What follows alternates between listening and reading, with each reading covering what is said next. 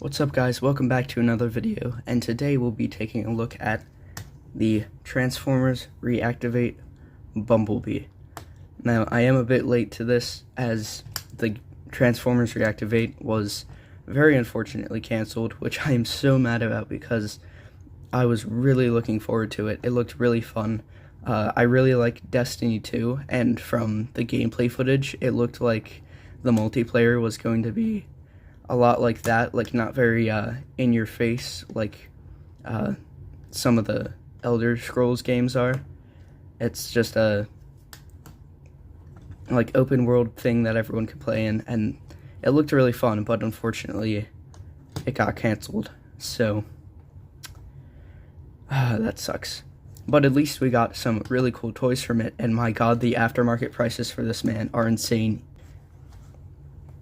But we'll get started in robot mode, and the look of this guy is, I absolutely love it. It's such a good crossover between like G1 and the Bayverse, but it's doing its own thing. It's still Gamer Edition, and it sort of feels like Gamer Edition Bumblebee, like War for Cybertron Bumblebee, with the general chest area and how that sort of works.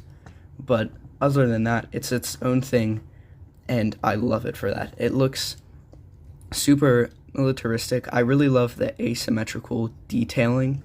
That's, I think, on all of them, except for Soundwave, I think, there's some sort of asymmetric detailing on them. And I think it looks really cool. It makes them look more like battle damaged or battle hardened or something like that. The paintwork is pretty good too.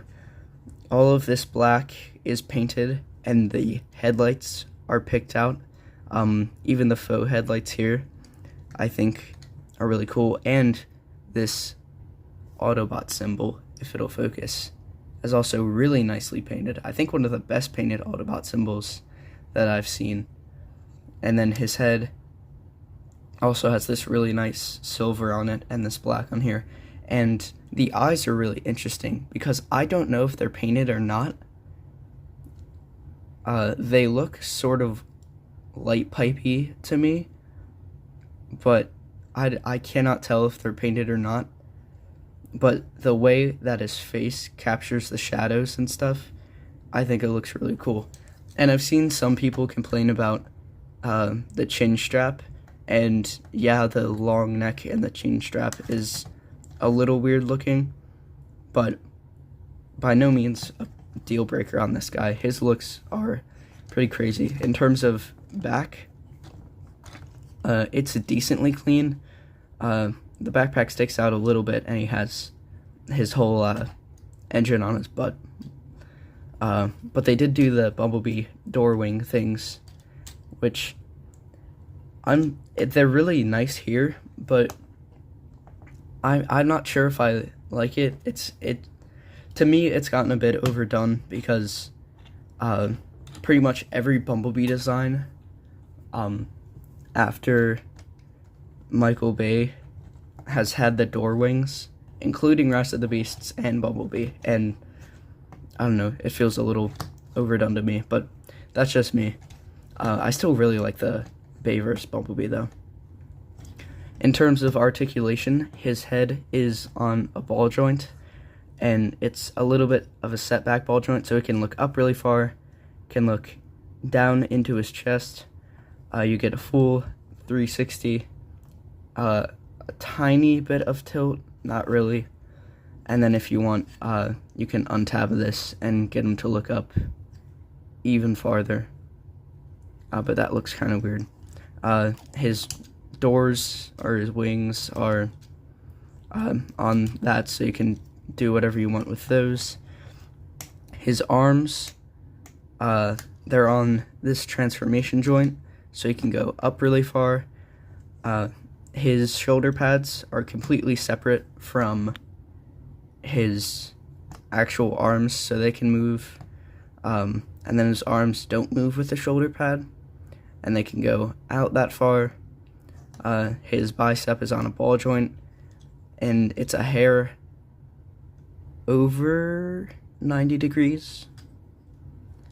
No wrist articulation, which I don't know why they could have put a mushroom peg in there and then had his hands on there, because they don't do anything during transformation.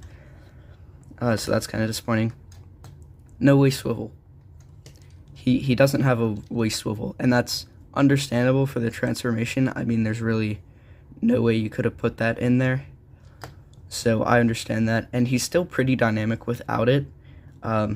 It just would have been nice to have. Now, his hips, they can go out pretty far. They can go back that far, but it's hindered by his butt engine. But these parts, the way that his crotch is sculpted, he can only kick that far, but if you bend this part, he can kick up a lot higher, so you can sort of finagle it to get higher. But yeah, that's kind of strange, because then it sits like at an angle, and you can't really get it right. He has a thigh swivel. Knees can bend a hair under 90 degrees. Feet, they can go down and a little bit up. Pretty good ankle tilt. And that's about it, I think.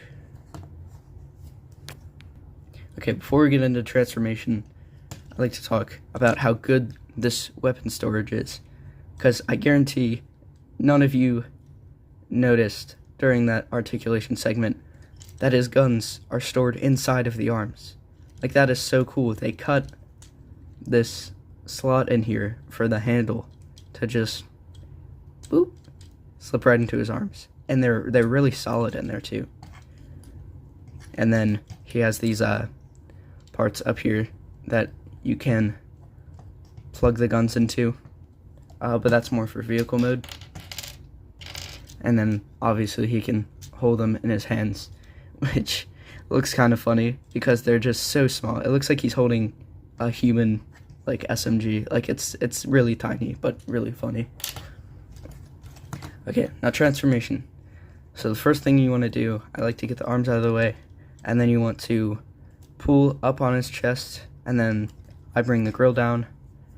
Then this part, I was doing it really wrong from the instructions, because the instructions aren't very good for this guy, because they tell you to pull this part out first and then to get your finger in here and push this whole section out, which you can do, but when you're going back, it tends to get stuck underneath. There's a little ridge there, and it tends to get stuck underneath of there and gets really hard to get out. So what I like to do is, before I do that, I like to take this back piece and just push it like that, and then that frees all of that up.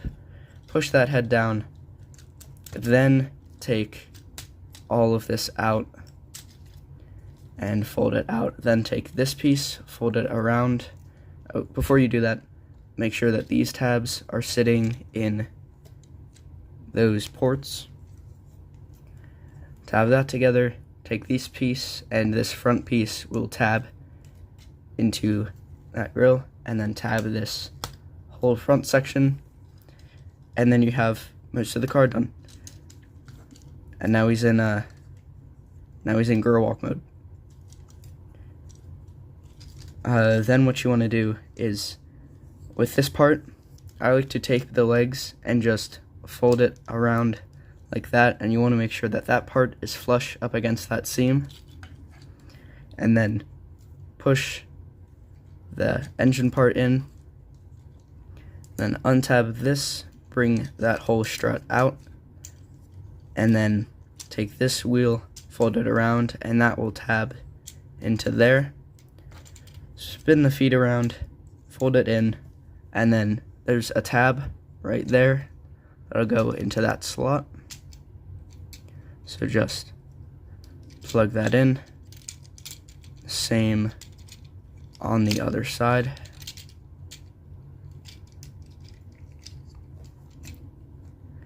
and that part likes to come untabbed a lot. Then take the arms, rotate them so that this part is facing inward, the headlight part, push it down, rotate this part so that the gun storage is facing upwards, bend it, and then push it down right by the head. Do the same thing on the other side, rotate, push it down by the head. And now, this isn't on every copy. I've had 2 copies of this. This is my second one, and the first copy did not do this. I think there's some excess plastic on this one that I need to shave off, but it just likes to push those pieces out. But then what you want to do, these parts will tab into there and this joint. So take that, tab it in there. Same on the other side. Now down here, there's tabs in there that will tab into this strut. So get that lined up in there. Same on the other side. Oh, come on.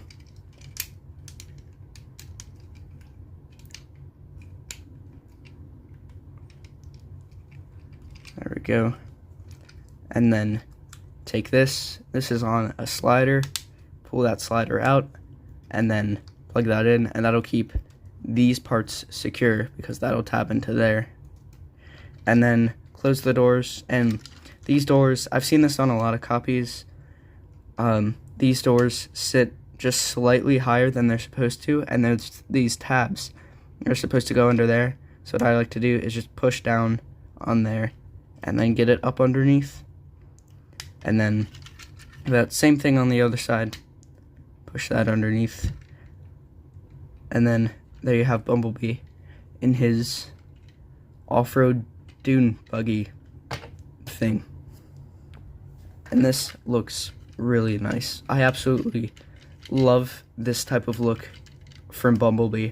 I think it fits him really well, especially with the style the game was going for as sort of a like Decepticon invasion of New York. I think it fits really well into that bleak, militaristic aesthetic. I like how his feet have his little stingers that come out of the back. I think that's really cool. He has his whole engine on there that has a really tiny Autobot logo on there, which they have graciously painted, which I think is really cool. The paintwork is really well done too, and it carries over that asymmetry on the robot mode to the car mode with this painting on the doors. And I really like how they have picked out all of the headlights with this really nice silver. And the rims are painted yellow. Not the best color matching, it doesn't really show up on my camera, but it's fine.